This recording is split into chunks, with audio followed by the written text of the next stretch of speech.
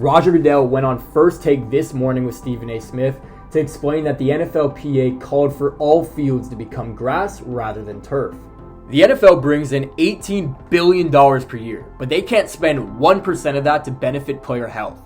Why does the NFL refuse to invest in natural grass over artificial turf? Is it purely about health, or are there other factors at play? Why doesn't Roger Goodell stick up for his players, and is it because he's in the back pocket of the NFL owners?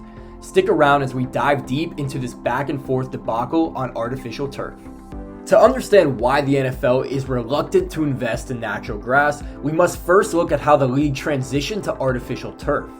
Historically, natural grass was the norm in football stadiums. However, in the 1960s and 1970s, the NFL began experimenting with artificial turf due to its durability and low maintenance requirements. The transition gained momentum in the 2000s, with many teams switching to synthetic surfaces, such as field turf and astroturf. These surfaces offered benefits like consistency, reduced injury risk, and weather resistance. One of the primary arguments against artificial turf is its potential health impact on the players.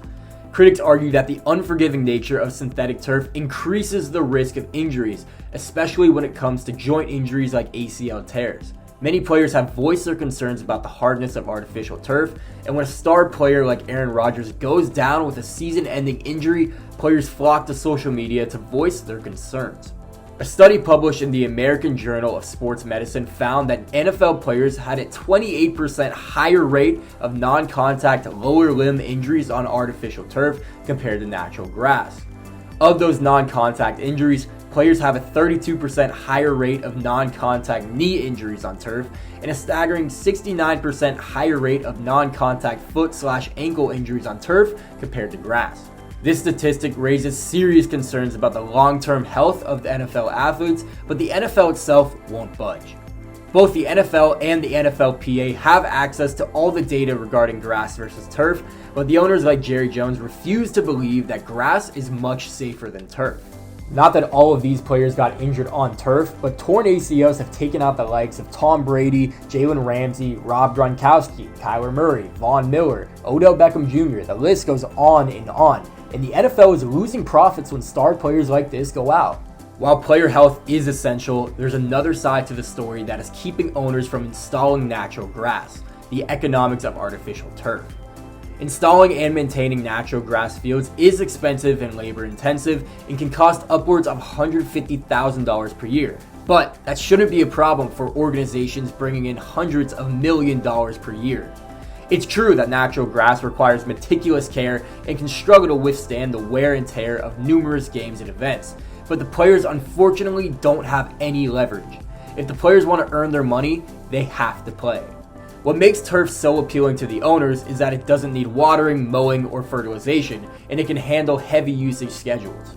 This makes it an attractive option for stadium owners and the NFL itself. Another critical factor in the NFL's decision-making is the fan experience. Artificial turf provides a consistent playing surface regardless of weather conditions, ensuring that games can go on as scheduled.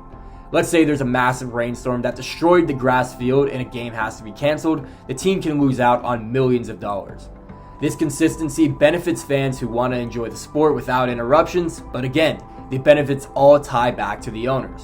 These NFL owners are all older men who, in all honesty, have a very traditional way of thinking. The recent issues that the NFL has faced has frustrated the owners, convincing them to believe that the game is much softer than it used to be, which is definitely true when you consider you can't even look at a quarterback now without getting penalized and fined.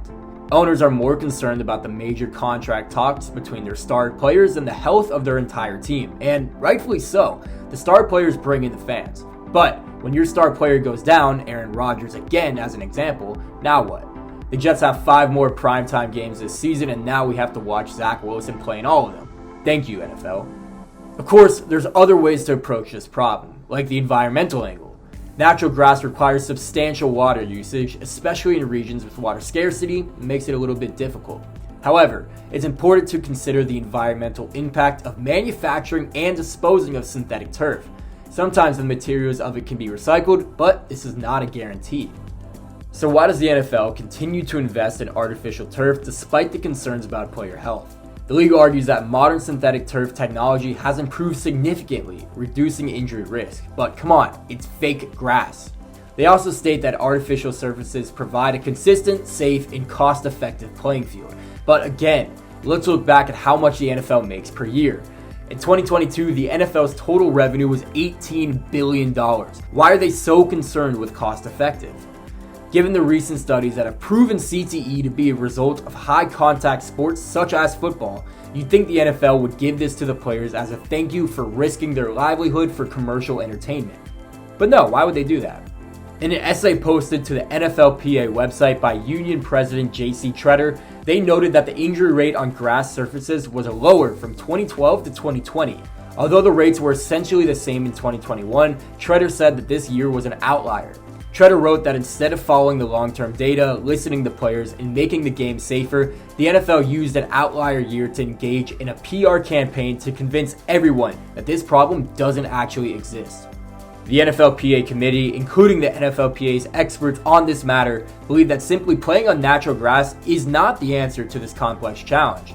Some artificial turf surfaces have a lower injury rate than some grass fields, and some grass fields have a lower injury rate than some artificial surfaces.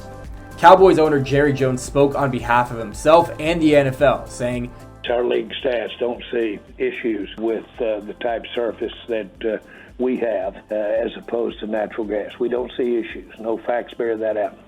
The facts are right there, Jerry. You're right in front of them, and you're choosing to ignore them. Despite the NFL stance, calls for change by current and former players surface every week. Advocates for natural grass fields argue that player safety should be the top priority rather than profits. They point to European soccer leagues, where natural grass remains the standard. Players use this as an example on how they care more about their players than the NFL. Now, I want to say that this is wrong and the NFL does care about its players deeply, but I can't. Look at how Colts owner Jim Irsay is handling the Jonathan Taylor situation.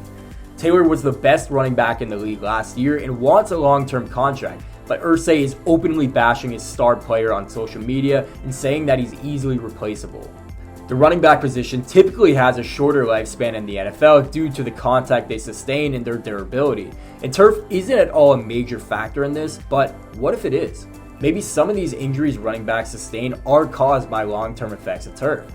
In conclusion, the NFL's decision to invest in an artificial turf over natural grass is a complex issue with multiple factors at play. There's truly not an end in sight regarding this discussion unless the NFLPA collectively holds out and refuses to play until change is put in place. But let's be realistic, that is not going to happen. Players want to get their bag. While concerns about player health are significant, the economics of artificial turf and the fan experience cannot be ignored by the NFL. As the debate continues, it's essential for the league to strike a balance between these factors and prioritizing the long-term well-being of its players, which is becoming a major topic of its own. We hope you found this analysis insightful. Please share your thoughts in the comments below and let us know what you think about the NFL stance on turf versus natural grass.